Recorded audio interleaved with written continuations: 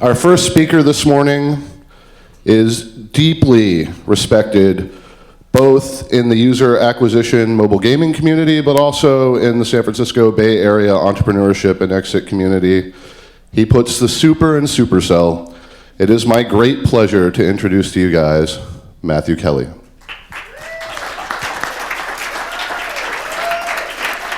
Thank you. Thank you, Scott. Thank you for that awesome introduction. As Scott mentioned, my name is Matthew KELLIE. I'm with Supercell. I work in our marketing department on our player acquisition team. And I'm very excited to talk to you this morning about how we're thinking about the future of player acquisition and marketing. So over the past couple of years, this industry has experienced some rocket ship-like growth. It's really been fantastic, right? And a lot of that is really due to the proliferation of smartphones around the world, really high quality game development from people like us that are in this room. And some of it's also due, in fact, to paid user acquisition. But where do we go next? So the future of mobile advertising will continue to move forward. And games will always be a part of that. I think that's a very safe thing to say. But the question is, do we want to be a part of that, or do we want to lead its development? In many ways, we've led the curve by virtue of our buying habits and technology requirements when it comes to marketing. But we have to think about what will sustain us for the next 6 months and the next year. The same tactics that worked over the past 6 months and the past year won't sustain us moving forward. We're already on our way to the moon, but the question is, what do we do when we get there? So chances are, if you're at this conference or in this room, you're a performance marketer, right? If you're a game developer, we all do performance marketing for the most part. But what does that mean? Well, it means we're responsible for the dollars we spend. We're accountable. We have to show a direct action for the spend that we make. We've always had to, right? That's the virtue of this industry. Marketing was born in performance for this industry, excuse me, because margins are so thin. Who has $200,000 to just blow on a slick ad campaign that may or may not produce results when you're already short 2 engineers? And some people don't even have budgets for marketing at the end of the day, right? So by virtue, performance marketers have had to be smart. And we measure all kinds of KPIs, right? CTR, CVR, CPI, LTV, ROI, ARPU, PLTV, ARPDAU. So many awesome little 3-letter acronyms, which, by the way, if you pepper those out in dinner conversation, happen to go over extremely well with your audience. But because we measure all these things, we can tell you stuff, like blue backgrounds on banners work better than red, or pink buttons perform better than green. Quite frankly, we're less marketers and more analysts at the end of the day, because we've had to be. We have to be efficient. We have to focus on the cost that it takes to drive an install at the end of the day. Now, 2 of the KPIs that we focus on very heavily to measure that move the needle on it, are CTR and CVR. So CTR stands for click-through rates, or the number of people that actually clicked on a banner ad. CVR stands for conversion rates. So of the people who actually clicked on the banner, how many of them actually installed the game at the end of the day? We focus on these 2 things because we know they move the needle on cost more than anything else. In addition to moving the needle on cost per install, they also move the needle on volume. But when we focus so heavily on CTR and CVR as a virtue of cost, perhaps we miss something. I would argue that we should also look at CTR and CVR as a virtue of revenue. There's an analogy here. So during the 50s in the space race, NASA spent millions of dollars to develop this pen that could write upside down in low gravity, low orbit scenarios, right? Meanwhile, the Russians simply used a pencil. Oftentimes, the most elegant solutions are also the simplest, and sometimes right in front of our face. So when we focus on clicks and conversions as a function of cost, we're missing the effect that they can have on our bottom line revenue. Great marketers understand something. They know how to connect with people, right? They know that there are motivators within each one of us that drive us to take action. And those are things that just can't be KPI'd.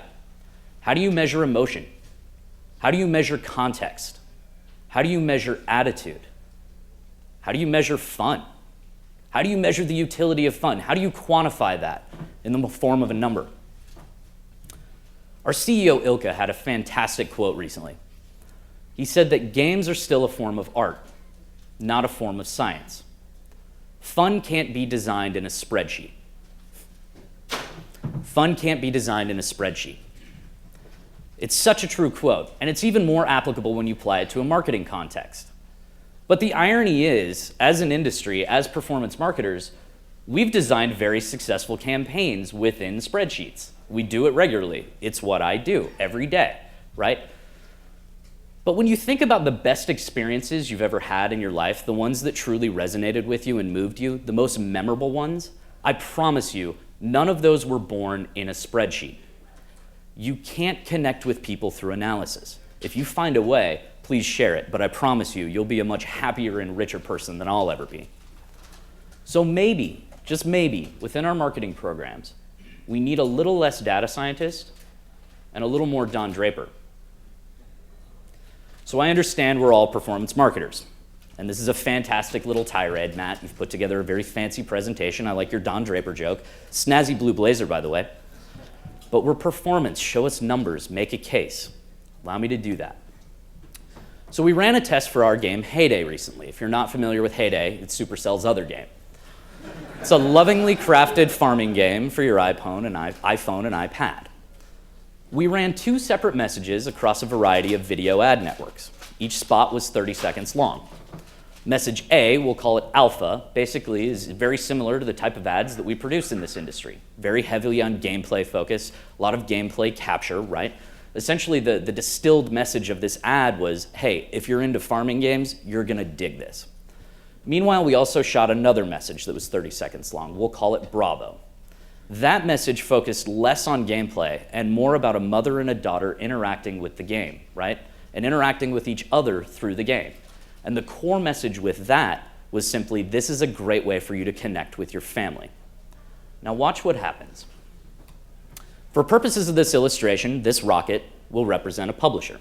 This could be any one of us that serves ads. This is 100 rockets that represent network X, we'll say, right? Now, typically when we run a campaign as an industry, we take our ads and we pepper them across all 100 publishers within this network. And then we see which ones come back and convert within our cost parameters. We optimize that down, as illustrated here, and then we cut the rest away.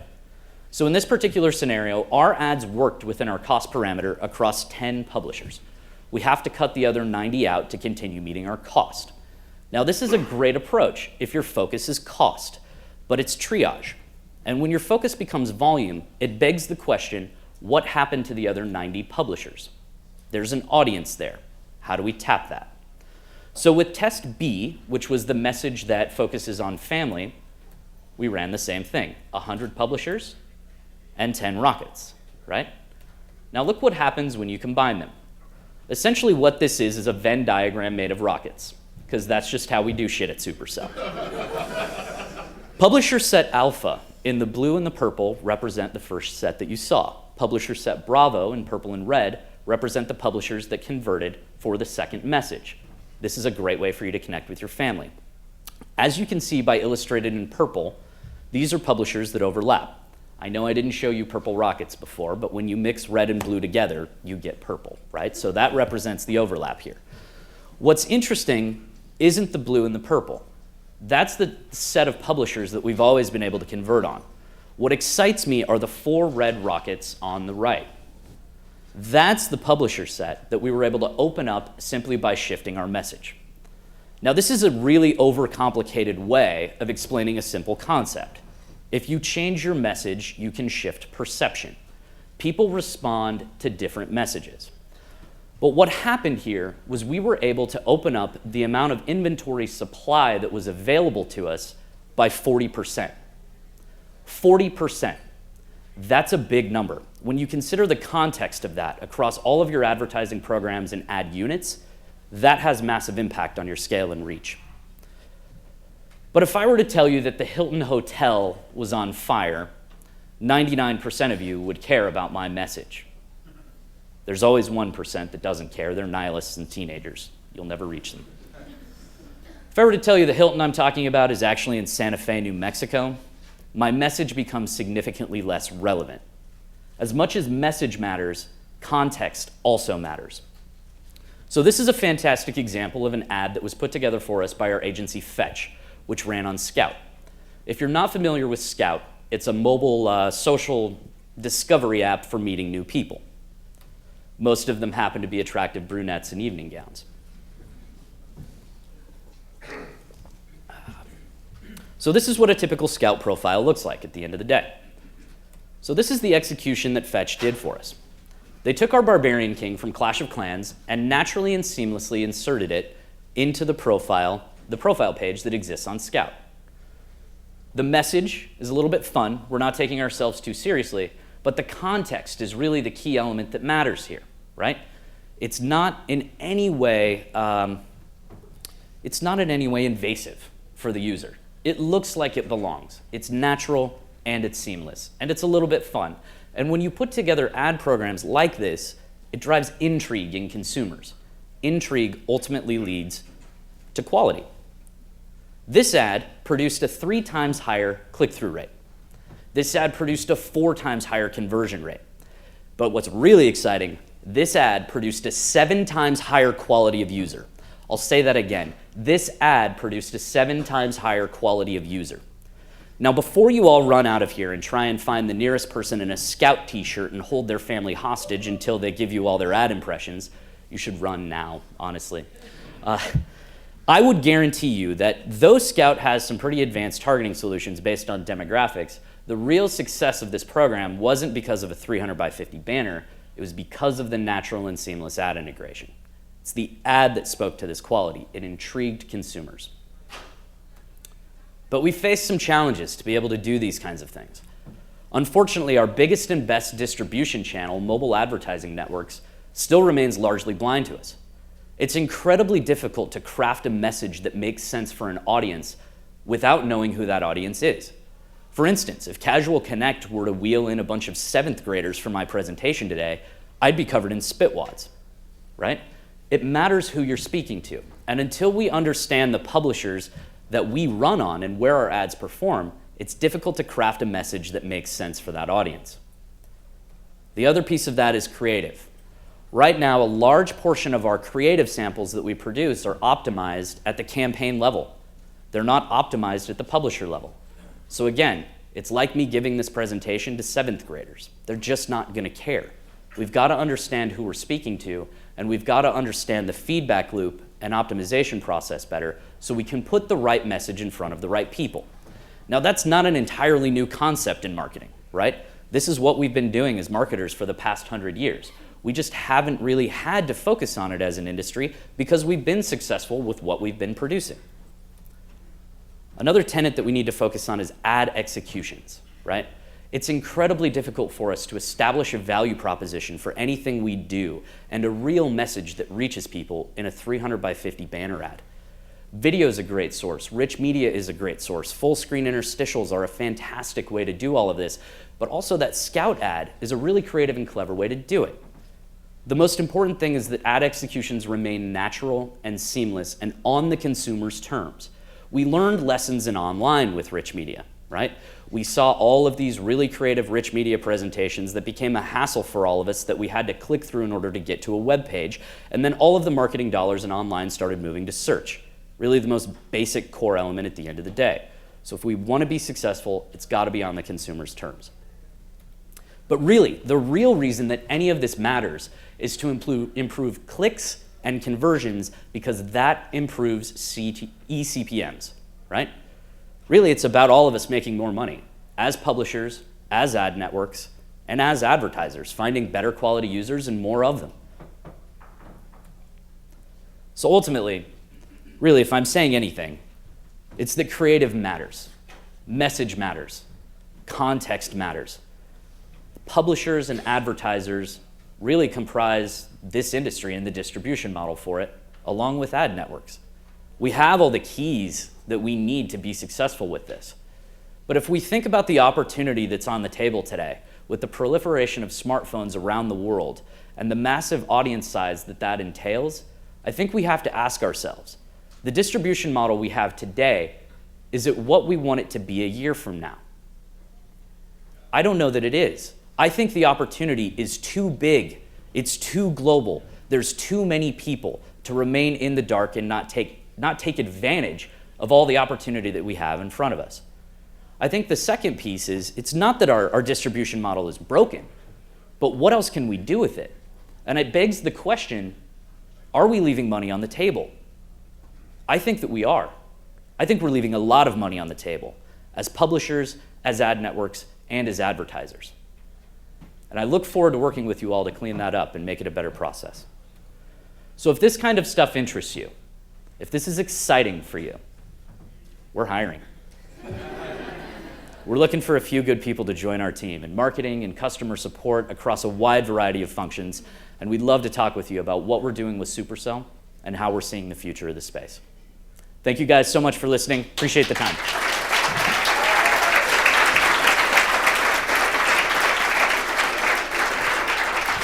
Well, you got my sticker. Quick Q&A here.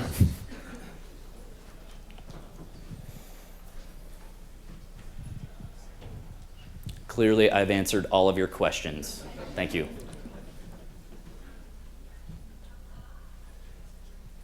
Down front. With your campaign with Fetch and with your campaign there with Fetch and Scout, that you used as the example, where did that idea come from? Fetch, the agency, is that you're doing of saying like these are areas where we know our players are as people and we want to get in front of that demographic, so we're going to go for them. Just how did you initiate going in that non-traditional route? Yeah. So the question was, who brought about the idea for that Scout ad? Really, that was developed and executed all by Fetch. And that's really the brilliance of having a support entity like that within our marketing organization, is that we really get a little more bandwidth to think about those things. I mean, we're a small marketing team, right? And most marketing teams within this industry are incredibly small. So who has time to think up stuff like that, let alone go and contact 1,000 individual publishers to put these ads together, right? The yield for time investment just isn't there. So they've been very, very helpful in that regard. And I also think that ad networks can be very helpful in that regard as well. I mean, there are some intelligent people that work as ad networks that really want to put these kind of programs together. It just takes commitment on the advertiser side at being willing to do things a little bit different and look at things a little bit differently. You don't happen to have the family-oriented Heyday video on your machine, do you? I do not, unfortunately. Okay. It was a live-action ad spot, though, that we shot. We really just did it as a beta test to see whether this concept would work or not. Really just a mother and daughter interacting together. Very, very happy time. Think macaroni and cheese, a ragu, that kind of a style and theme. Hey, are you choosing a demographic to target based on who you think is playing the game, or are you going out and doing research to find that out? Yes, that's a great question. So I think it's a little bit of both, right? I think it's anecdotal based on what we know. It's data from Flurry and Facebook Connect. But unfortunately, in a lot of instances, that can be a sample size of relatively few players. So really, I think the best information we have about our players is the associated context that comes with the individual publishers that convert for our ads. There's a lot of valuable information in that, right? That we really need to tap into, and that's the transparency we as advertisers need to ask for from this industry on a regular basis. That's really a gold mine for us.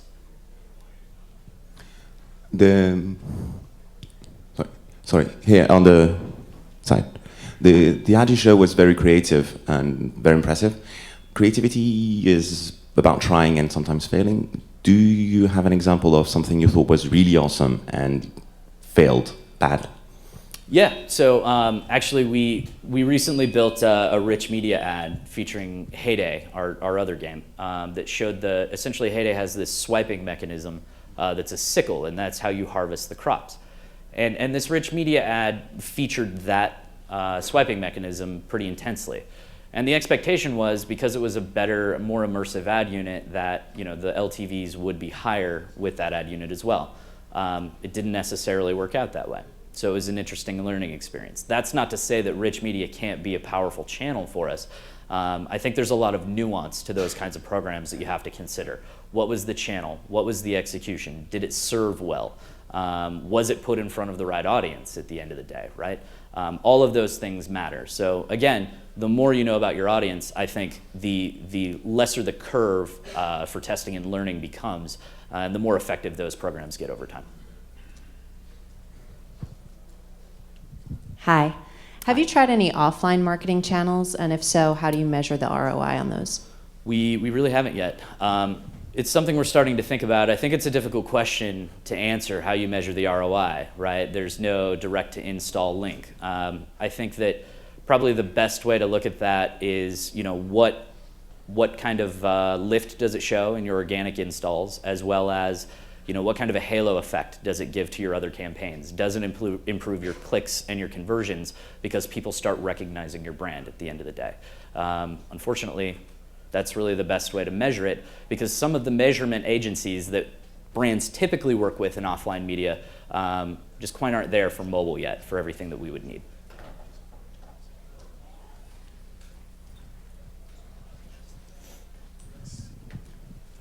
Hi. I think Supercell is one of the most successful in global marketing because users in all over the world are playing the game. And what do you think about what is the most important things you have to keep in mind in the global marketing, and what is the best practice to work target to the all around the world? Yeah, no, that's a great question. So the question really is around, when you become global and you market to a global audience, how do you best do that? I think what we've determined is that's localization, right? It's really about understanding the individual markets, and we've had some great experience with that in Japan lately. We knew as an organization that many Western companies have tried to go to Japan and have failed because they expect to dictate what we know in the West upon the Japanese people, and that doesn't work. The Japanese people want what the Japanese people want. So give that to them on their terms, right? So we enlisted local partners to help us market in Japan, help us localize in Japan, and really be successful there, as well as advise us on some elements of game design. And that's proven very successful for us. And I would argue that Japan's just one example, but that's true in any country of the world, right? A message that speaks to a 17-year-old male in the United States is not going to resonate with a 45-year-old female in China. There's just too much cultural difference, too much nuance, too much gap in the generation. So in addition to thinking about localization, you've got to think about the individual demographics of your game as well and speak to each one of those segments. Now, that's a hard thing to do because there's a lot of them. So the real challenge comes into execution, and when you talk about message, finding something that's as universal as you can make it.